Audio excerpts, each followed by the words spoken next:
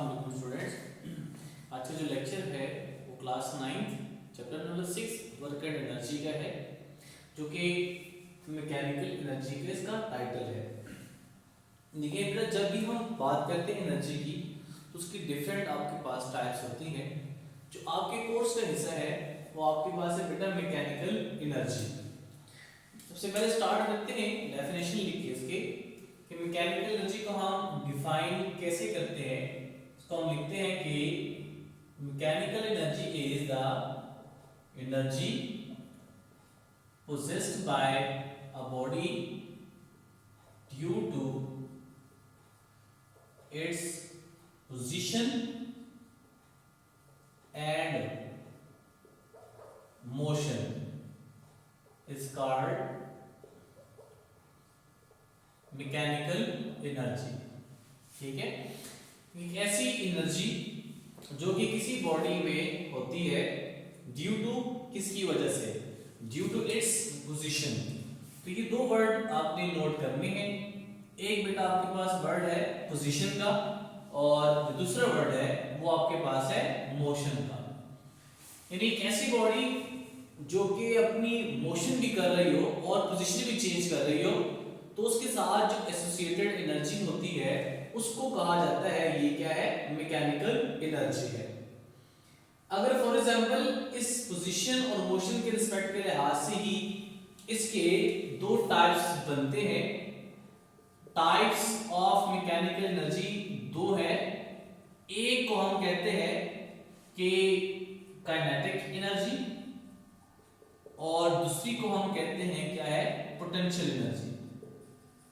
अब जो आपने ये दो वर्ड बेटा लिखे हुए इसी के बेस के ऊपर मैं इसको डिफाइन करने चलूंगा। काइनेटिक एनर्जी क्या होती है, एक ऐसी एनर्जी जो कि बॉडी की किसकी वजह से हो, ड्यू टू द मोशन। अगर कोई भी बॉडी मूव कर रही है तो उसकी मूवमेंट की वजह से जो उसके साथ एसोसिएटेड एनर्जी होगी उसको नाम दिया जाएगा कि क्या है, काइनेटिक एनर्जी है। फॉर एग्जांपल एक कार ट्रैवल कर रही है, उसके साथ जो एनर्जी एसोसिएटेड है वो कौन सी है, काइनेटिक है। जो डिटेल में हम इसको भी पढ़ने भी जाएंगे और डेरिवेशन की तरफ भी जाएंगे। पोटेंशियल एनर्जी क्या है, पोटेंशियल एनर्जी को जब डिफाइन करते हैं हम तो हम लिखते हैं potential energy is the energy which is possessed due to the position of a body. एक ऐसी एनर्जी जो कि किसी भी बॉडी की पोजीशन की वजह से हो तो उसको नाम दिया जाता है, it is known as potential energy. तो ये आपके जो बुक में पहला आपके पास है वो काइनेटिक है, दूसरी बेटा पोटेंशियल है।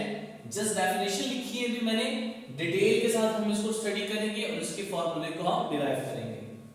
अब जो पहले हम पढ़ने जा रहे हैं वो आपके पास है काइनेटिक एनर्जी है।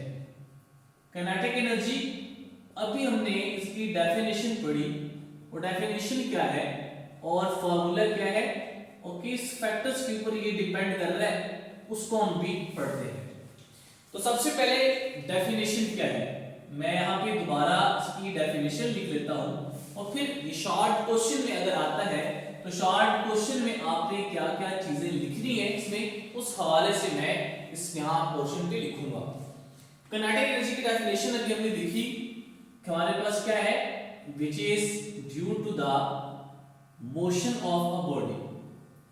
किसी भी बॉडी की मोशन की वजह से अगर एनर्जी है उसको नाम दिया जाता है काइनेटिक एनर्जी का। इसके बाद बेटा है सिंबल कि आपने काइनेटिक एनर्जी को किस तरह डिनोट करना है। सिंबल क्या है इसका, इट इज डिनोटेड बाय के ई से हम इसको डिनोट करते हैं।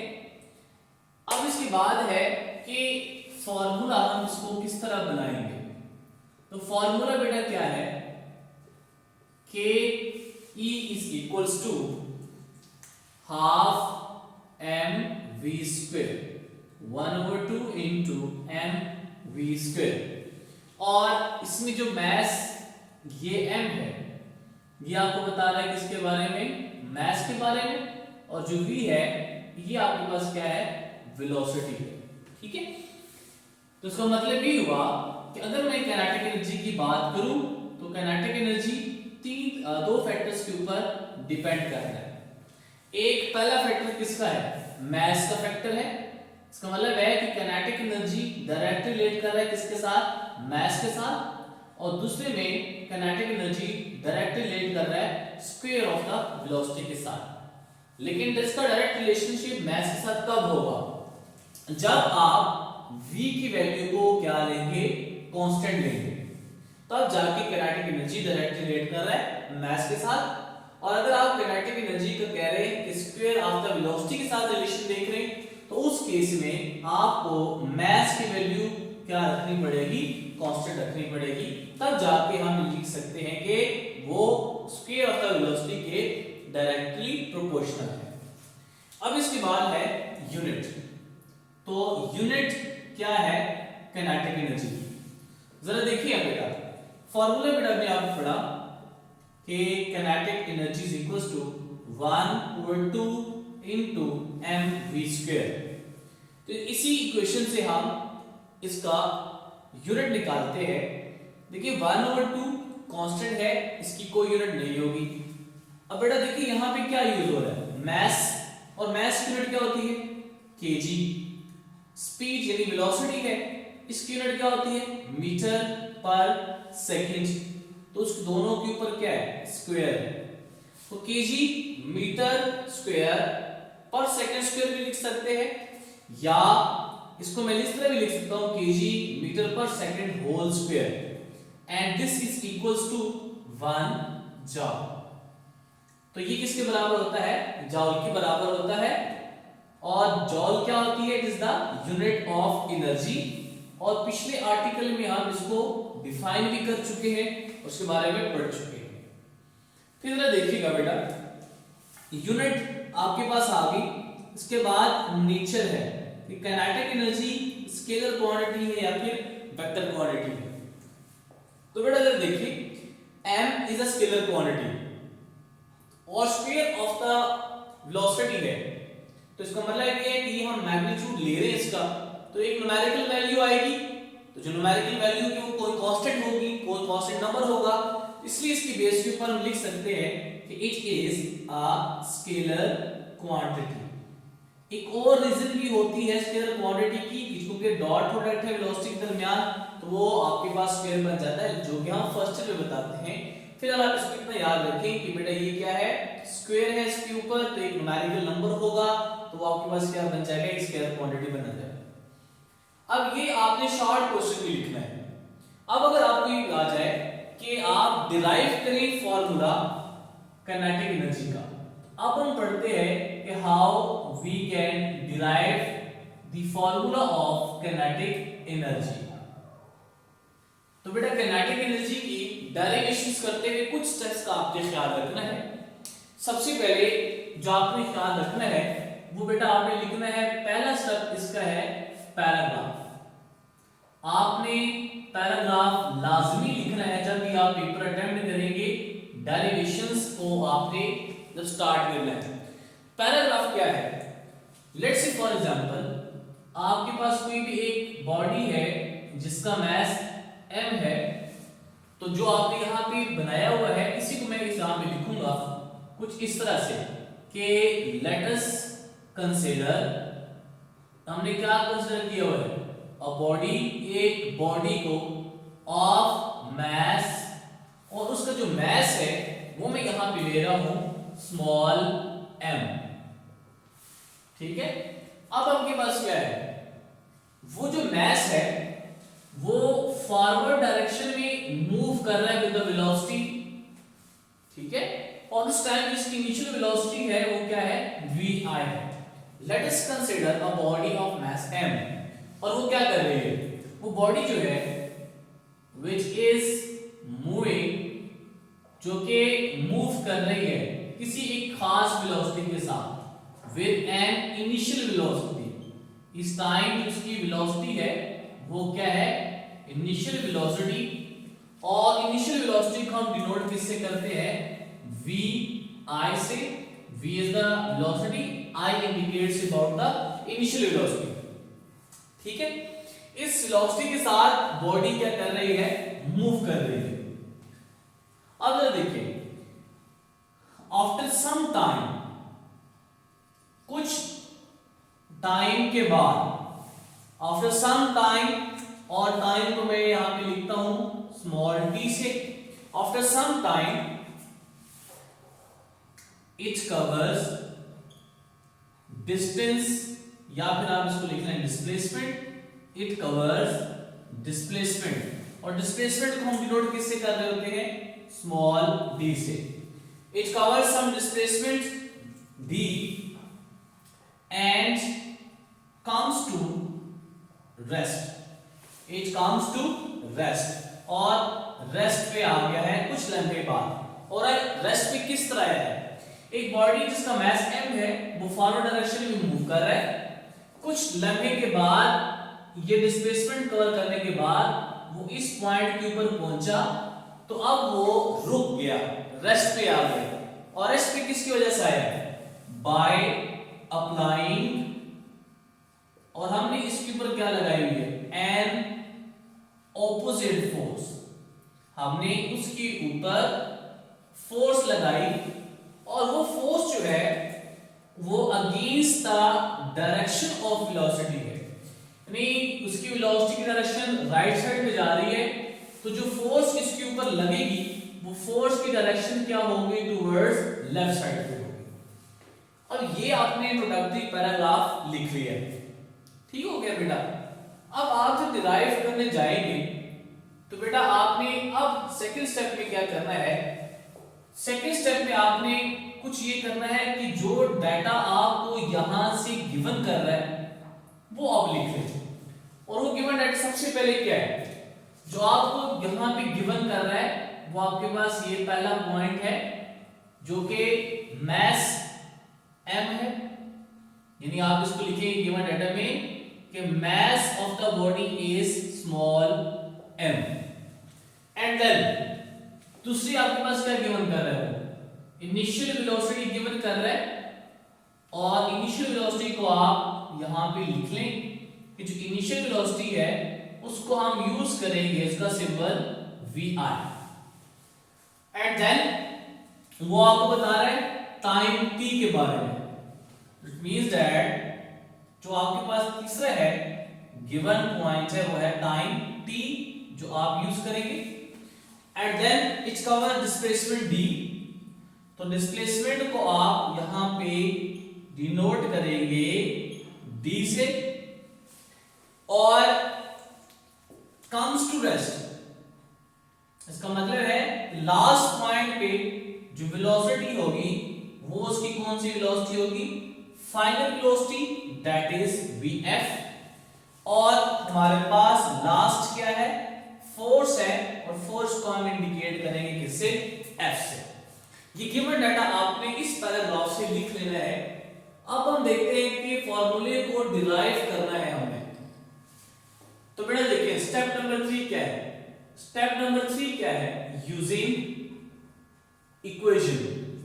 आपने इक्वेशन को यूज करना है, और वो इक्वेशन बेटा कौन सी होगी, एक ऐसी इक्वेशन देखनी है जिनमें ये गिवन डाटा आपस में रिलेट हो रहा हो, मैक्सिमम ये डाटा आपस में रिलेट होना चाहिए।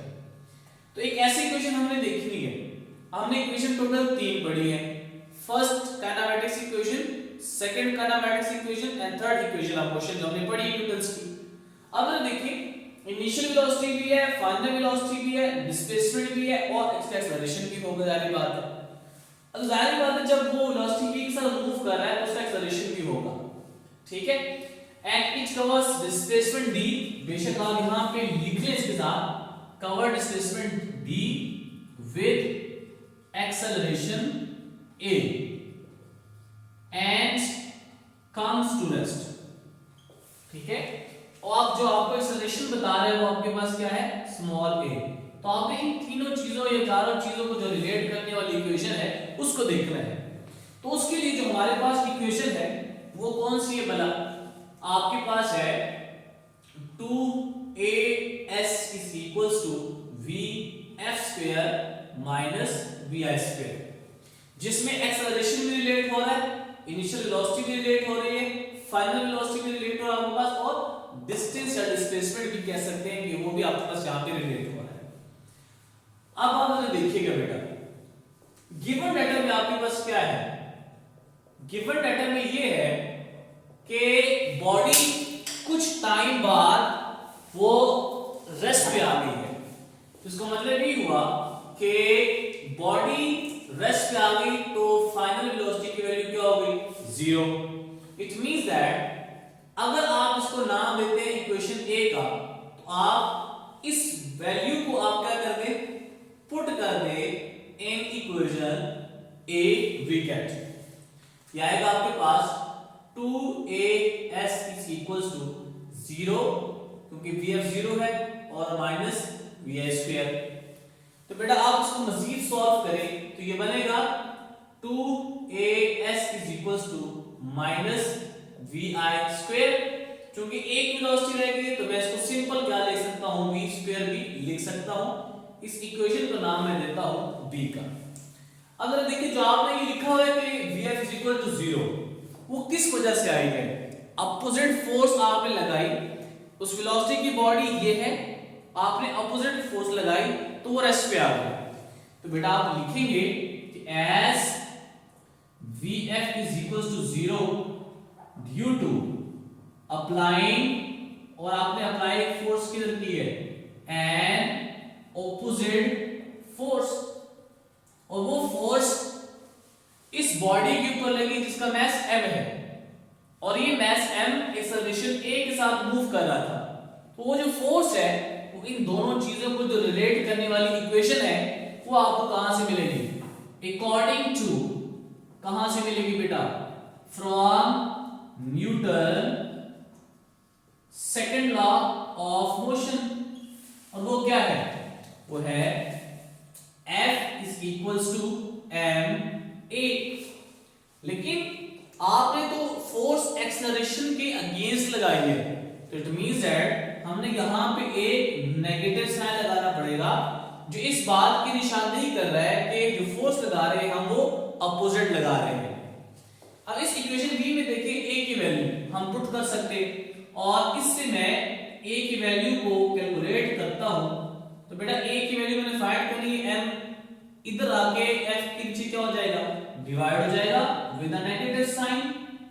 अब आप ये वैल्यूज पुट करें, put in equation b, a की वैल्यू इक्वेशन b में पुट करें तो बनेगा ये बेटा 2 into minus f divided by m into s is equals to minus v square.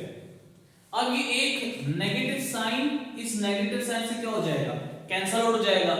तो मेरे पास जो इक्वेशन बची वो आपके पास क्या बच गई, 2 into f s, ये m इधर डिवाइड हो रहा है, ये आपके पास एज इट इज आ जाएगा, is equals to v square.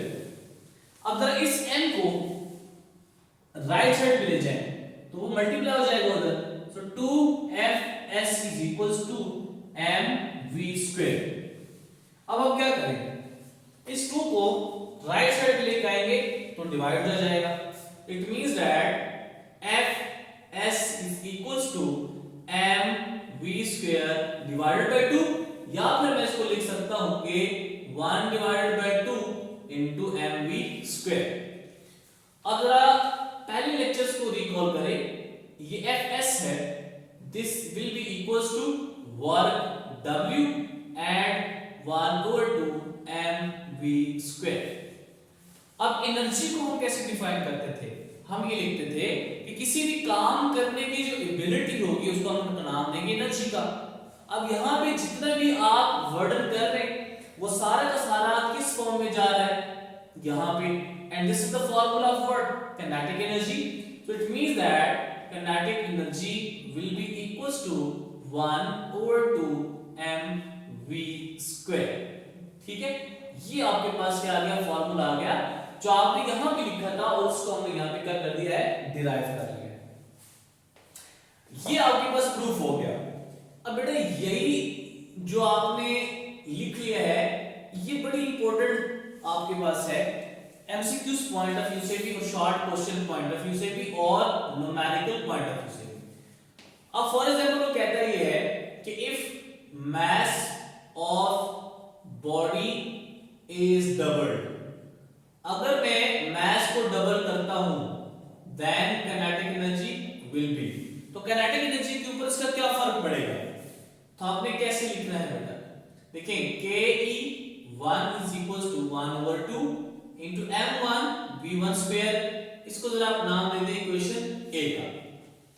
और काइनेटिक एनर्जी सेकंड कंडीशन में बनेगी k is equals to 1/2 m2 v2 square, तो जरा आप नाम दे दें इक्वेशन बी का। कंडीशन में क्या कह रहा है कि आप मास को डबल करें, वेलोसिटी को नहीं छेड़ रहा, तो आप v1 v2 की बजाय सिंपल v लिख लें फिर भी ठीक है। तो कंडीशन क्या है, कंडीशन कुछ ये है कि m2 को वो डबल कर रहा है m1 के। आप इस कंडीशन है पुट करें इन इक्वेशन ए, इक्वेशन ए में ये पुट करें, तो बेटा ये इक्वेशन बी में पुट करें बेटा ये, तो अब क्या बनेगा ke2 is equals to half as it is, m2 की जगह मैं लिखूंगा 2m1 into v square। अब अक्सर बच्चे क्या कर लेते हैं कि ये 2 के साथ कैंसिल कर देते हैं, बेटा कैंसिल नहीं करना, आपने रिलेशन बनाना है काइनेटिक एनर्जी 1 और काइनेटिक एनर्जी 2 के दरमियान। तो इस तरह के क्वेश्चन में आपने कैंसिलेशन नहीं करनी, इस 1/2 को एज इट इज लेके चलना है, ठीक है। तो बेटा यहां पर क्या बनेगा ke2 will be equals to, ये 2 जो बेटा आपके पास है नॉमिनेटर में ये बाहर लिख लें और 1/2 एज इट इज आ जाएगा और m1 v square as it is आ जाएगा। अब इक्वेशन ए से देखें तो ये क्या बन रहा है, this is equals to ke1, so kinetic energy 2 will be equals to 2 times of kinetic energy 1। अब इससे रिलेटेड आपने क्या कहा, क्या सीखा, ये कहता है कि अगर आप मास को डबल करते हैं तो जो काइनेटिक एनर्जी है बॉडी की वो भी क्या हो जाएगी, डबल हो जाएगी। इसी तरह आप क्वेश्चन ये भी कर सकते हैं कि अगर मैं वेलोसिटी को डबल करता हूं तो काइनेटिक एनर्जी के ऊपर क्या फर्क पड़ेगा। तो जब आप काइनेटिक एनर्जी में वेलोसिटी को डबल अप करेंगे तो यहाँ पे स्क्वायर है तो वो 4 टाइम्स बन जाएगी, तो 4 टाइम्स आपकी क्या हो जाएगी, काइनेटिक एनर्जी इंक्रीज हो जाएगी। इस तरह आप मास को रिड्यूस कर दें, v को आप हाफ कर दें, तो बहुत सारे क्वेश्चंस आपके पास यहाँ प्रैक्टिस के फॉर्म में आप लिख सकते हैं। तो ये बेटा आपको पता है काइनेटिक एनर्जी के बारे में। होप सो आपको समझ आया होगा बेटा, कोई क्वेश्चन तो आप पूछ सकते हैं। नेक्स्ट लेक्चर में फिर हाजिर होंगे, तब तक के लिए अल्लाह हाफिज।